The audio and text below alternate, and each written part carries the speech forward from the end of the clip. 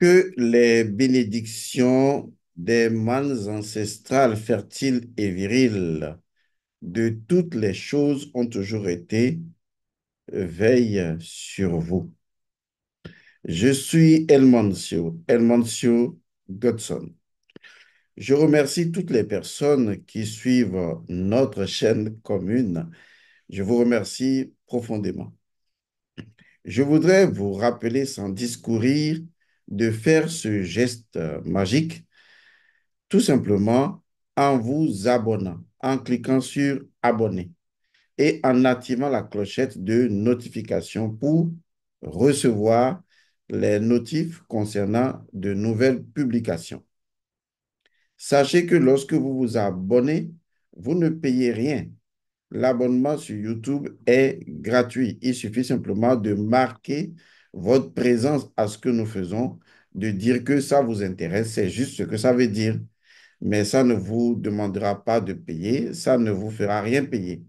Il n'y a que les personnes que nous appelons des membres euh, parmi les abonnés qui acceptent nous donner quelque chose. Et ça, on a mis un lien en bas où on a dit Tipeee, vous pouvez nous faire des dons. Il y en a aussi qui peuvent faire les dons en nous demandant comment faire les dons. On leur donne notre PayPal ou des Western à faire des dons. Mais lorsqu'il s'agit de cliquer sur abonner, vous ne payez rien du tout. Vous êtes juste en train de dire, oh, ce que ce monsieur dit, eh bien, cela m'intéresse. Je voudrais être lié à la chaîne pour pouvoir recevoir d'autres informations. J'espère que jusque-là, c'est compris. Vous vous demandez pourquoi j'attends? Ben, j'attends que vous vous abonnez. Abonnez-vous. Merci de faire le geste d'abonnement et de nous donner plus de visibilité. Aujourd'hui, je vais aborder une thématique, certes que j'ai abordée de façon transversale dans beaucoup de thématiques, mais je veux en faire une thématique importante parce que le sujet revient, les sujets reviennent et il est important que nous clarifions, que nous précisions les choses. Que signifie sur le plan de l'animisme, c'est-à-dire de la métaphysique de la nature, que signifie honorer les ancêtres? Je pense que ceci commence à faire débat. Il y en a qui vous diront, il faut honorer les ancêtres méritants. Il ne faut pas le faire avec les ancêtres non méritants, chacun racontant les choses de son point de vue, selon ses opinions, en prétestant que c'est toujours de la spiritualité ancestrale. Vous qui suivez mes capsules, je vous ai toujours dit une chose. Lorsque quelqu'un émet ou énonce une vérité entre griffes, il faut toujours lui demander quel est le principe premier qui codifie ce que tu dis. Parce que c'est trop facile de dire, par exemple, ce que je considère personnellement comme d'une absurdité totale, de considérer qu'il y a des ancêtres méritants et des ancêtres non méritants. Parce que la question pourrait se poser, sur quel élément de valeur morale sommes-nous en train d'apprécier, à la limite, de juger et de catégoriser des ancêtres de méritants et de non méritants?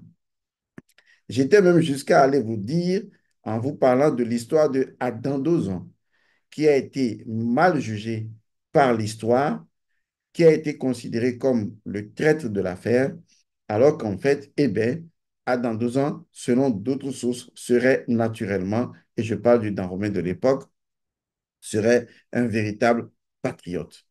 Vous voyez, vous avez des informations sur lesquelles vous n'avez aucune vérité. On vous parle de tels ancêtres, il y en a même que vous ne connaissez pas, vous ne savez pas vraiment ce que vous mettez dans méritant ou non méritant, quelles sont les valeurs qui conjuguent méritant ou non méritant, vous n'en savez rien. Et vous dites aux gens, oui, il y a les ancêtres méritants, les ancêtres non méritants, les ancêtres. Il y en a même une autre absurdité comme les ancêtres angélisés.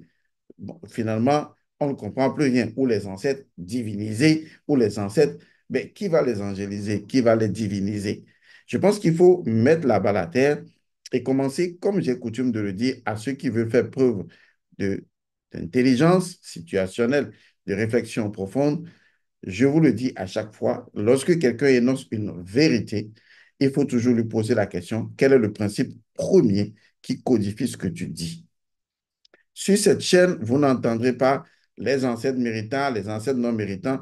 Nous, on n'est pas dans ces configurations. Chacun est libre de dire ce qu'il veut. Et si ça vous arrange, vous êtes libre de suivre ou de ne pas le faire. C'est la raison pour laquelle, ou l'une des raisons qui me pousse justement à préciser ce que signifie honorer les ancêtres. Vous remarquerez que je ne parle pas de mannes ancestrales parce que c'est une autre catégorie. Et pourtant, des gens confondent les mannes ancestrales et les ancêtres. Non. Ici, il s'agit de honorer les ancêtres. Ça, c'est très important. Première chose que nous devons savoir, est-ce que honorer les ancêtres signifie les adorer? Souvent, on va préciser les choses dans la langue française. Parce que pour beaucoup de personnes, honorer les ancêtres signifie peut-être les adorer ou les vénérer, et ce qui pourrait conduire à une forme de nécromancie ou d'autres formes de pratiques qui ne font pas partie justement de la spiritualité traditionnelle ancestrale africaine. Raison pour laquelle il faut préciser les choses. Alors, honorer les ancêtres ne signifie pas adorer les ancêtres du genre adorer Dieu. Ça ne signifie pas vénérer les ancêtres du genre vénérer Dieu dans la compréhension occidentale que vous avez de ces mots. Parce que c'est ça la problématique auquel nous devons vraiment répondre. Maintenant, honorer les ancêtres ne signifie pas, en griffe, adorer les ancêtres. Qu'est-ce que cela signifie concrètement au niveau de la métaphysique du principe premier ou des principes premiers? Vous savez, dans la spiritualité ancestrale, ce n'est pas la réflexion qui prime, c'est plutôt l'intuition. Et l'intuition nous envoie toujours dans un monde qu'on pourrait appeler un monde symbolique, un monde de mythes et légendes où on puisse intuitivement appréhender les vérités et les traduire dans des réalités morales ou autres réalités. Donc, l'Africain utilise d'abord son cerveau intuitif avant d'utiliser son cerveau logique. Et le cerveau intuitif, c'est le cerveau qui comprend les réalités mythiques, mythologiques et tout ce que vous savez, parce que c'est là la source même de la vérité. Alors, honorer les ancêtres est lié forcément à un principe premier. Il s'agit du principe du dieu Horus, ou Horo, ou Haru, ce que vous voulez. C'est dans la nature du principe premier de Horus que nous trouvons la, je vais dire, le concept ou l'idée ou la vérité de honorer les ancêtres. Pourquoi? Simplement parce que si vous ne comprenez pas comment honorer les ancêtres, pourquoi honorer les ancêtres, alors vous-même, votre vie, eh bien, ça va partir en cacahuète. Il faut savoir une chose, je vais parler dans un cerveau logique pour les gens qui pourraient mieux nous comprendre ou qui voudraient le faire. Si vous avez un arbre et que vous n'arrosez pas les racines de cet arbre, eh bien, cet arbre ne portera pas des fruits.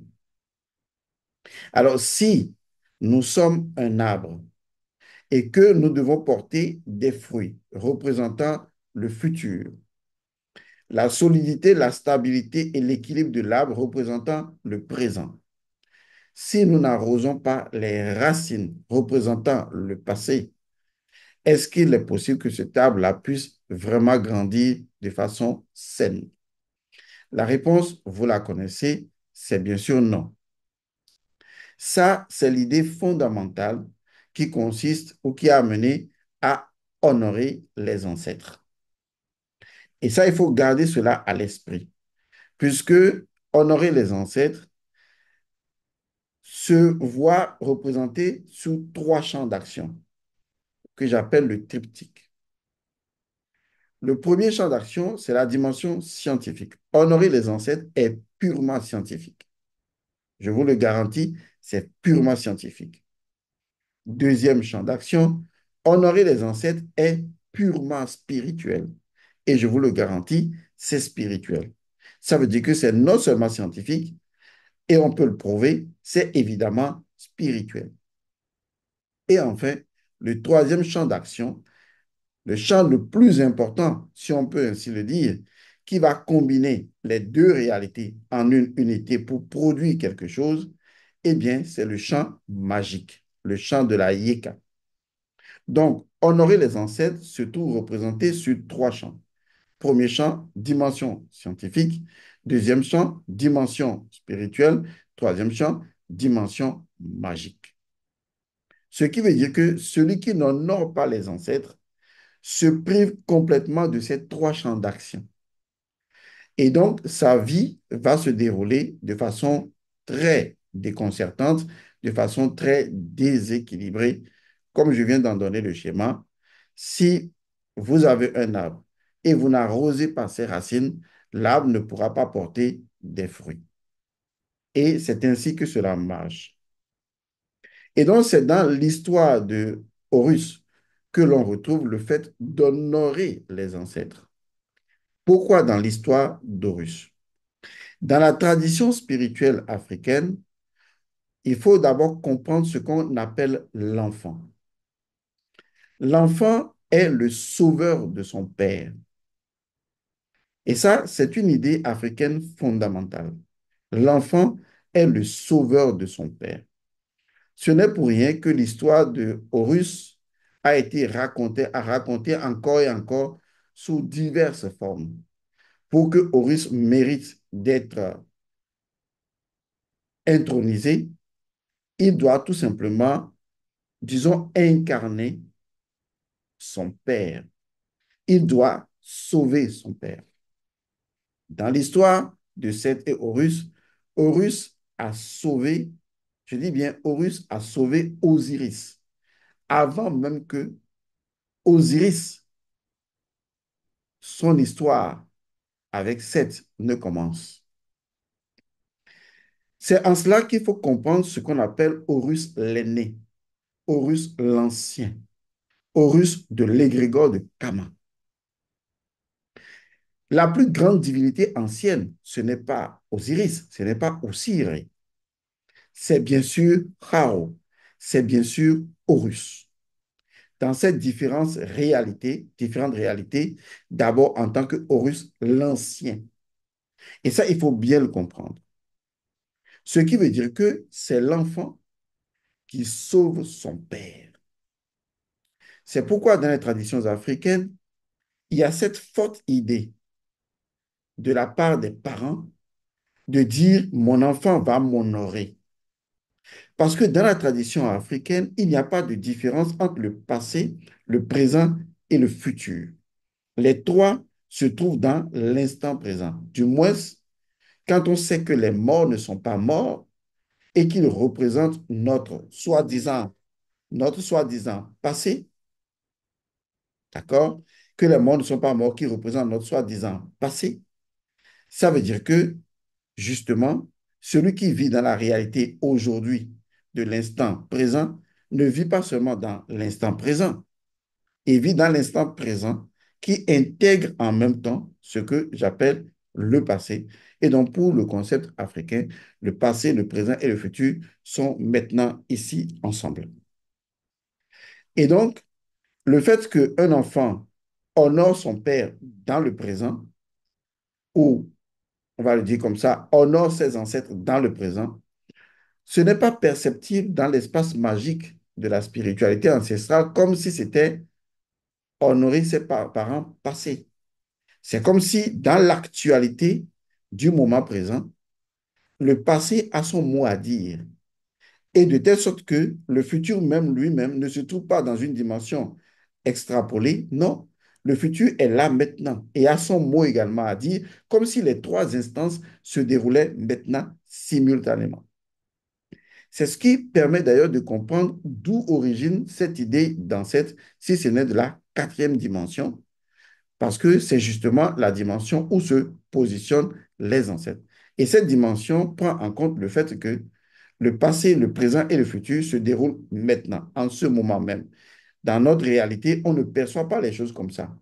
Mais nous sommes en spiritualité ancestrale, les choses sont perceptibles autrement. Donc, comme je le disais tantôt, c'est Haru, c'est Horus, c'est Hor qui a sauvé Osiré avant même sa naissance. Et lorsqu'il est venu au monde, il a continué par ses actes maratiques à honorer Osiris, à honorer ses ancêtres, à honorer les divinités. On verra pour les divinités une autre fois. Et même jusqu'à sa victoire sur le dieu Seth, ce n'est qu'une démonstration du fait qu'il a honoré ses ancêtres. Et donc, ces trois dimensions, scientifiques, spirituelles et magiques, se trouvent dans le fait d'honorer les ancêtres. Alors, que signifie concrètement honorer les ancêtres? Toujours en prenant l'image de l'arbre dont j'ai parlé. Vous savez, là où vous êtes maintenant, vous avez certainement envie de vous élever, n'est-ce pas, à un niveau supérieur, c'est-à-dire d'atteindre ce que j'appelle dans le livre des morts, comme le dit l'ange de la mort, Impu, Yamaduta ou tout simplement Biku, d'atteindre gloire et manifestation. Vous avez envie de vous élever. L'élévation est toujours associée à Horus, qui représente le faucon, qui représente l'élévation. Vous avez envie de vous élever.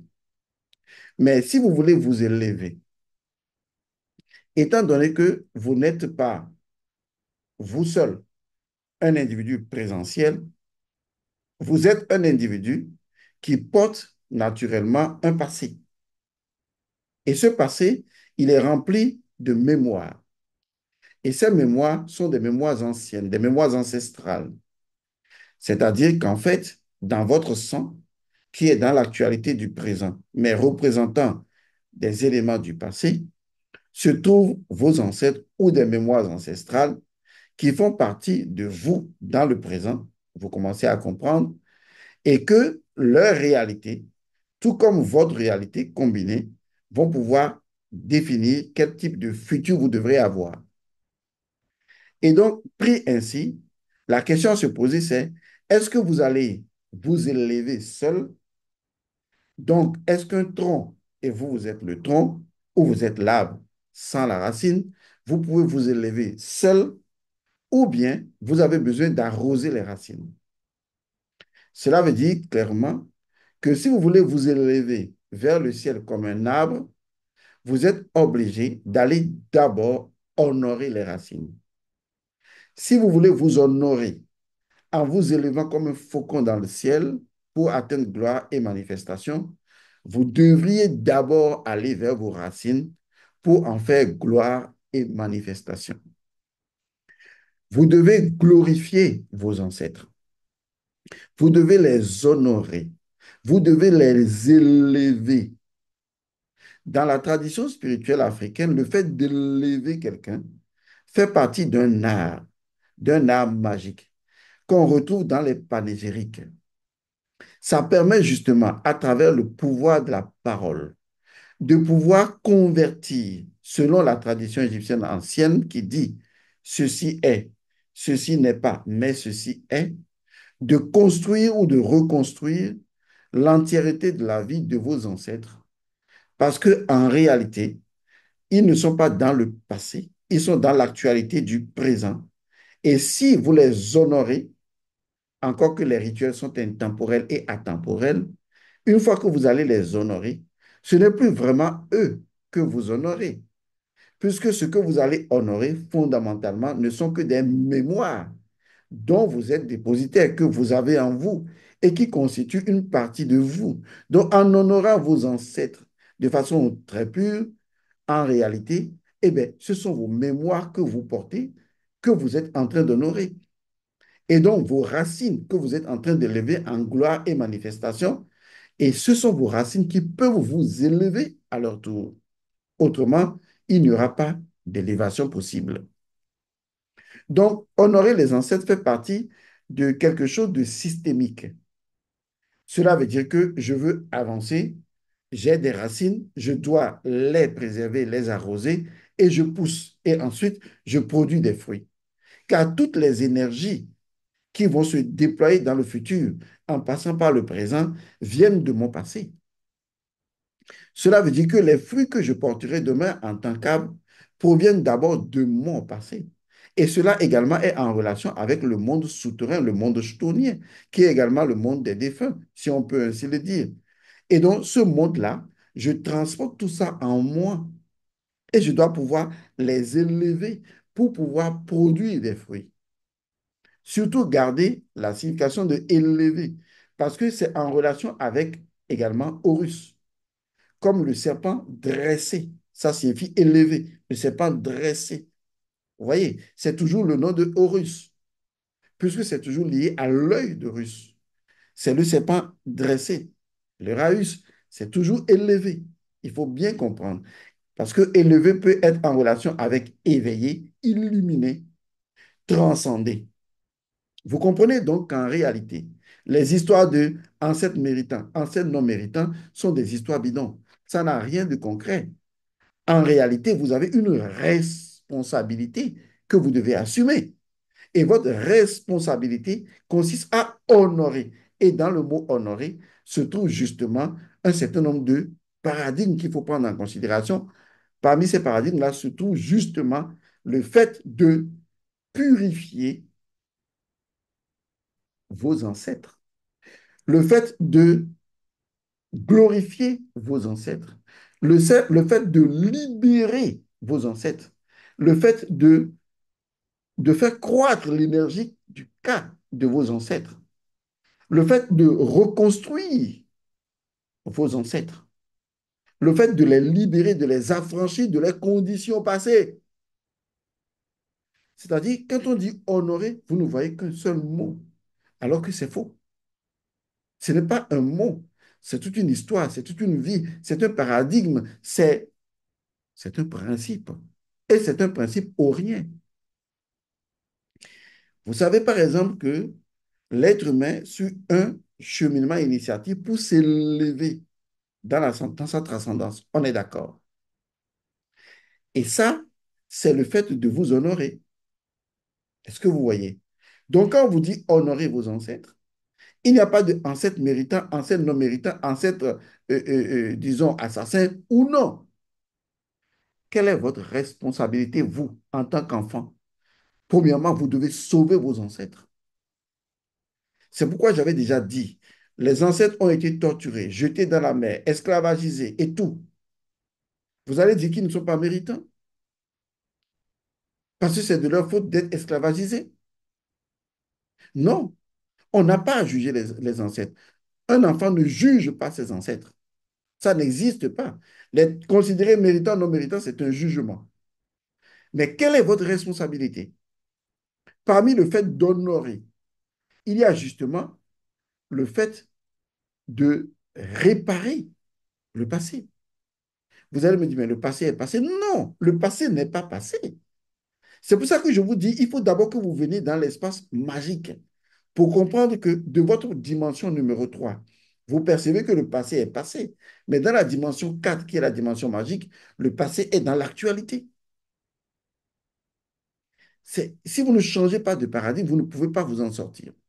Laissez-moi vous aider donc à comprendre. Bien, dans le fait de honorer, il y a une dimension très importante. La première dimension, c'est de reconstruire le corps d'Osiris. Ça fait partie du cheminement initiatique, hein. Ça, je vous le dis. C'est ce qui est valable, c'est ce qui est normal. C'est ce qui représente le principe premier du fait de honorer quelqu'un.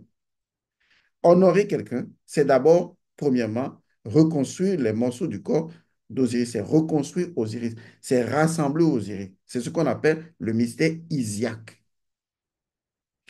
Vous allez me dire ce que ça signifie. Cela signifie que vous ne jugez pas vos ancêtres. Vous les acceptez pour ce qu'ils sont. Vous acceptez vos ancêtres pour ce qu'ils ont été. Vous acceptez les mémoires ancestrales pour ce qu'elles sont, catastrophiques ou non catastrophiques. Et votre rôle à vous, de façon responsable, en tant qu'enfant responsable, devant sauver son père ou ses ancêtres, vous avez la responsabilité de reconstruire vos ancêtres. C'est ce que ça veut dire, reconstruire le corps d'Osiris. Vous devez reconstruire vos ancêtres. Prenons un exemple simple. Vous avez un ancêtre qui a été assassin, admettons-le. Mais vous avez également des ancêtres qui ont été torturés, qui ont été assassinés. D'une manière ou d'une autre, vous ne maîtrisez pas toutes les énergies ancestrales qui pilulent dans votre sang. Pourquoi faire une guerre contre vous en vous séparant d'ancêtres méritants ou non méritants? Non. Il faut commencer à dire, OK, tous mes ancêtres, qui qu'ils soient, et quel que soit ce qu'ils ont fait, ils sont tous des morceaux du corps d'Osiris. Ma responsabilité à moi, c'est justement de reconstruire le corps d'Osiris, c'est de reconstruire le corps ancestral, c'est de reconstruire le corps de tous mes ancêtres. C'est le mystère du Sphinx. Je dois reconstruire le corps de tous mes ancêtres. OK, ancêtre assassin, pour le moment, que je le veux ou pas, je porte son sang. Est-ce que je vais dire que lui, je vais le rejeter de mon sang? Si je refuse de l'honorer dans la dimension que je suis en train de vous expliquer, si je refuse de le faire, ben, qui emportera les traces et les séquelles? C'est moi. Soyez quand même intelligent. C'est pourquoi il faut comprendre ce que veut dire le principe premier de honorer les ancêtres. Honorer, premièrement, c'est reconstruire le corps d'Osiris. C'est ça, honorer. Et ça fait partie du mystère isiaque. Ça veut dire que, quel que soit l'ancêtre, vous devez le reconstruire. Quels que soient les ancêtres, vous devez les reconstruire en un seul corps d'Osiris pendant que vous reconstruisez chaque ancêtre en un corps osirien. Ça veut dire que moi, dans ma lignée, je peux même remonter, hein. J'ai des ancêtres qui m'ont renié, qui ont renié mon père, qui ont renié le père de mon père. Mais aujourd'hui, qu'est-ce que je fais? Je dois les reconstruire. La MAD me permet de les reconstruire. Ça, c'est ma première responsabilité. Peut-être pas la vôtre, on s'en fout, c'est ma responsabilité. Deuxième responsabilité dans le fait de honorer les ancêtres, je dois les libérer. Car si mes ancêtres, même un seul, n'est pas libéré, c'est que je suis foutu. Je dois libérer tous mes ancêtres. Je dois les libérer de leurs propres conditions de mort. Et je dois les libérer totalement. Je dois leur implémenter la victoire. Je dois les victoriser. Les, je dois les sauver. Je dois les rendre victorieux. Je dois leur permettre de gagner le combat qu'ils n'avaient pas gagné. Peut-être parmi eux, il y en a qui n'avaient pas gagné, mais je dois les sauver. C'est que vous avez comme vous réfléchissez comme si vous réfléchissez comme les Occidentaux. C'est-à-dire que ça s'est passé, on est dans le présent. Non, l'Africain ne réfléchit pas comme ça, hein. Le passé n'est jamais passé. Le passé est dans l'actualité du présent et forge obligatoirement et le présent et le futur. C'est comme ça marche. Sinon, pourquoi vous voulez évoluer? On vous dit vous êtes bloqué, retournez au village. C'est parce que l'actualité du passé vous, vous pèse. Donc, vous avez la responsabilité de libérer vos ancêtres. Ça, c'est deuxième élément. Et troisième élément, vous avez la possibilité de honorer, vraiment glorifier, vous voyez, suprématiser. C'est-à-dire, vous devez amener vos ancêtres à la lumière, à la réalisation spirituelle. Vous devez, comme le serpent Euraeus, vous devez les élever. Vous devez les éclairer avec l'œil de Russe. Vous devez en faire l'œil de Russe. Ces trois états, un, mystère Isiaque, deux, libération des ancêtres, trois, glorifier les ancêtres, les élever comme on élève le serpent, les faire passer un processus initiatique de réalisation spirituelle. Donc, les éveiller et les illuminer. Voilà les trois choses qui fondent honorer les ancêtres. Mais vous, vous avez simplement un verbe. Oui, honorer les ancêtres, vous savez que dalle. C'est un principe associé à Horus. Et Horus a sauvé Osiris avant même la venue d'Osiris. Et après, Horus l'a encore fait en ayant sa victoire sur le dieu Seth. Et il est toujours présent, même dans le monde souterrain. Pour vous dire que si vous ne maîtrisez pas ça, eh bien, vous serez en train de vous égarer. Donc, on n'adore pas les ancêtres. Est-ce que vous comprenez? Tous les ancêtres se valent, sans aucune exception, tant que ce sont des ancêtres. Je dis bien, tous les ancêtres se valent. Maintenant, si vous ne connaissez pas votre responsabilité ancestrale, c'est votre foutu problème. Moi, je connais la mienne. Tous mes ancêtres sont importants pour moi et se valent. Il n'y a pas d'ancêtre inférieur ou d'ancêtre supérieur. Car si un seul maillon s'écartait, je n'existe pas. On parle de quoi là? Ça, ce n'est que les ancêtres. Je ne parle pas des membres ancestrales, je ne parle pas des divinités. Ce sont des choses complètement différentes. Maintenant, je vous ai expliqué également qu'il y a trois dimensions qui peuvent être complètement prouvées. Premièrement, la dimension scientifique. Aujourd'hui, il y a ce qu'on appelle des maladies générationnelles ou transgénérationnelles. Des maladies qui sont même appelées psychosomatiques parce que justement transmissibles par une forme d'énergie de parent à parent sur des générations. On a commencé donc à détecter des maladies générationnelles. Et cela démontre une fois encore que nous sommes gravement influencés par ceux qui nous ont précédés. Donc, si nous voulons corriger les choses, nous devons, au niveau quantique, au niveau vibratoire, au niveau énergétique, nous devons revoir nos rapports, non seulement avec nos parents, qui sont un peu comme les vitrines de nos ancêtres, mais nous devons revoir notre relation avec nos ancêtres. Parce que les conflits que nous créons avec nos parents deviennent des énergies que nos enfants devront gérer demain, car nous aussi, nous serons ancêtres pour d'autres personnes demain. Comme nous sommes aujourd'hui enfants et que nous avons des ancêtres. Cela veut dire que nos comportements, nos façons d'agir, nos caractères créent déjà des réalités pour nos enfants à venir. Et ça, c'est purement scientifique.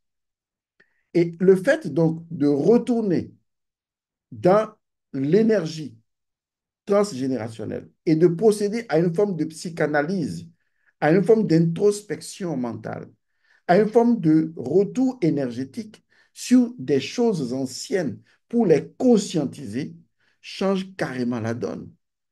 Car une blessure peut se guérir lorsque on en est conscient et qu'on engage un processus intérieur de transformation scientifique.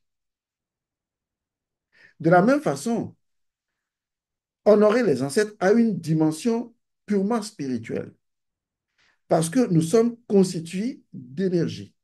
Nous sommes une énergie de plusieurs énergies et nous portons en nous, dans notre sang, nous portons inévitablement les trames de nos ancêtres, les mémoires de nos ancêtres. Et spirituellement, nous sommes influencés dans notre logique, dans notre raisonnement, dans tout ce que nous faisons par les forces ancestrales. Il est donc important que celui qui veut se réaliser spirituellement retourne à ses racines pour voir lesquelles lui permettent aujourd'hui d'avancer, lesquelles le bloquent, comment il peut reconsidérer sa relation spirituelle avec ses énergies spirituelles pour pouvoir avancer. Et ça, c'est purement spirituel. Et enfin, la dimension magique, c'est que vous avez la main. Vous avez Aceta, Isis, vous avez la main, vous avez la possibilité de produire des combinatoires. La loi vous en donne la possibilité de faire des rites, rituels et cérémonies pour pouvoir ritualiser, créer de nouvelles relations avec vos énergies ancestrales. C'est ce qu'on appelle la yeka. Ça veut dire que si je suis conscient que il y a dans ma nature actuelle un certain nombre de choses spirituelles que ou même scientifiques que je n'arrive pas à régler parce que ça a toujours été comme ça dans notre famille et ça se répète, je peux faire des rituels pour purifier, pour transformer ces énergies. Parce que dans le présent, je peux sauver le passé et créer le futur. Alors, ce que je vous ai expliqué, ce n'est qu'une petite partie de ce que nous devons faire dans le groupe de Rafeza. Eh bien, dans le groupe de Rafeza, le dimanche prochain, à partir de 15 heures, je vais vous faire donc une conférence sur le fait de honorer ses ancêtres. Je vais approfondir un peu plus, je vais vous expliquer et vous donner donc la possibilité, à travers des rituels, d'honorer vraiment vos ancêtres. Il ne s'agit pas d'adorer comme on adore Dieu, mais vous avez compris, celui qui n'arrose pas ses racines ne peut pas faire pousser un arbre. Celui qui ne glorifie pas ses racines ne peut pas glorifier l'arbre et glorifier les fruits de l'arbre. Celui qui ne lève pas les racines ne peut pas produire des fruits, car c'est l'élévation de l'énergie racine qui permet justement, par la transformation de l'arbre, de produire naturellement des fruits. Et vous, vous êtes l'élément transformationnel et transformateur pour et le passé et le futur. Aucun dé n'est joué d'avance dans la quatrième dimension de l'espace magique. C'est pourquoi vous qui êtes dans Rafeza 2024 et vous qui voulez y participer, je vous invite naturellement à le faire. Nous allons faire je pense que c'est le samedi 31, oui, le samedi 30 et le dimanche 1er à 15 heures, nous allons faire donc des conférences pour vous montrer, pour vous donner la signification de honorer les ancêtres et comment on les honore et en les honorant, comment est-ce qu'on transforme le passé pour que le présent se transforme et que le futur soit au résultat de ce que le passé a été élevé. Mais arrêtez-moi ces histoires de ancêtres méritants, non méritants et revenez au principe premier des choses. Je vous démontrerai à travers ces trois étages, comme je viens de les citer, à savoir, premièrement, la dimension scientifique, spirituelle et magique, et enfin, les trois étapes de honorer, à savoir, reconstruire le corps d'Osiris, libérer les ancêtres et ensuite glorifier les ancêtres par des panégyriques. Pourquoi il faut faire ça? Je vous donnerai des précisions là-dessus. Je voudrais enfin dire à toutes mes communautés, permettez que je vous appelle ainsi, parce que depuis que nous avons commencé notre intervention sur YouTube, il y a plusieurs communautés qui se sont créées. Je voudrais rappeler à toutes les communautés qu'elles sont sous l'égide donc de M. Mario. M. Mario va donc coordonner toutes les communautés que nous avons créées. Ces communautés, M. Mario va les valider et m'en faire le retour. Pourquoi je vous en parle? Parce que je vais créer un groupe dans lequel toutes les communautés, je vous donnerai des liens, les communautés de Helmand Godson, hein, qui se trouvent partout, que ce soit au Congo, au Cameroun, en Suisse, en Suède, comment on appelle, au Canada, aux États-Unis, en France. Actuellement, nous en avons au moins une quinzaine de communautés créées officiellement, si ma mémoire est bonne. Toutes ces communautés, eh bien, comme je l'ai dit, je vais vous faire des formations. Mais avant de vous faire ces formations, nous allons créer un groupe qui est uniquement le groupe des communautés. Dans ce groupe, je vais vous expliquer d'abord ce que c'est qu'une communauté et en quoi est-ce que c'est constitué et comment nous allons fonctionner. Donc, toutes les communautés qui se créent, s'il vous plaît, parlez-en à M. Mario pour que nous ayons la liste complète des communautés. Je vais créer un groupe, un canal et un groupe dans lesquels toutes ces communautés-là vont se retrouver, uniquement les communautés. D'accord? Et quand vous allez vous retrouver dedans, je vais vous faire donc des formations pour vous dire comment est-ce que nous allons être constitués. Mais déjà, laissez-moi vous dire que chaque communauté de chaque pays va se diviser en trois instances. Premièrement, il y a l'instance des neuf. Cette instance est associée aux manes ancestrales. C'est l'instance des manes ancestrales. Ça veut dire qu'on aura 9 personnes qui constituent l'instance des neuf ou le cercle des neuf. Ensuite, nous aurons l'instance des trois. Il y aura donc 3 personnes qui vont constituer l'instance des trois. Et l'instance des trois est appelée la maison de la vie. Et il y aura une dernière instance que j'ai nommée l'instance des quatre ou l'instance du cube. C'est pour des raisons et on vous expliquera.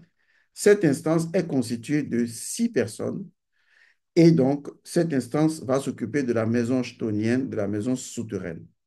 Donc vous avez le 9, 3 et 6. Jusque-là, j'espère que c'est clair. Alors, pour être dans une instance, par exemple, dans l'instance des manes ancestrales ou dans l'instance chtonienne, c'est l'oracle qui va vous choisir. Je vous expliquerai dans la communauté, dans le groupe de formation des communautés, je vais vous expliquer comment est-ce que l'oracle va vous désigner. Donc, c'est l'oracle qui va vous choisir en disant, telle personne, c'est le groupe des manes ancestrales, le groupe des neuf, on va le dire comme ça. Telle personne, c'est le groupe des six. Telle personne, c'est le groupe des trois. Ça dépend. Donc, c'est l'oracle qui va faire le choix de chaque personne. Donc, que personne ne se dise, oui, et El Mancio me connaît depuis longtemps, donc il va me mettre à tel endroit. Non, El Mancio ne choisira personne. C'est l'oracle qui va vous choisir. Donc, c'est l'oracle qui va désigner, oui, vous faites partie de, vous faites partie de. Parce que c'est l'oracle qui connaît l'énergie de la personne et à quelle instance la personne doit être associée. Donc, voilà un peu déjà en introduisant ce que je vous prépare, mais que les communautés se mettent en place. Ensuite, il y aura un groupe de formation des communautés et je vais vous expliquer comment vous allez, de façon hiérarchique, Orienne, organiser naturellement les trois instances parce que dans chaque instance, il y a du contenu dans chaque instance. Mais chaque instance est présidée par l'instance des neuf par 9 personnes, l'instance des trois par 3 personnes, l'instance des, disons, du cube par 6 personnes. Voilà, tout est dit.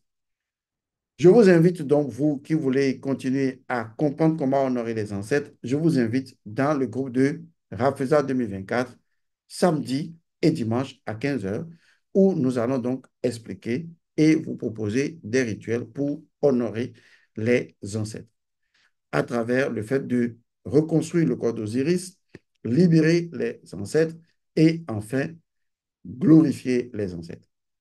Merci beaucoup d'avoir suivi cette capsule. Je vous dis paix et bénédiction. À bientôt.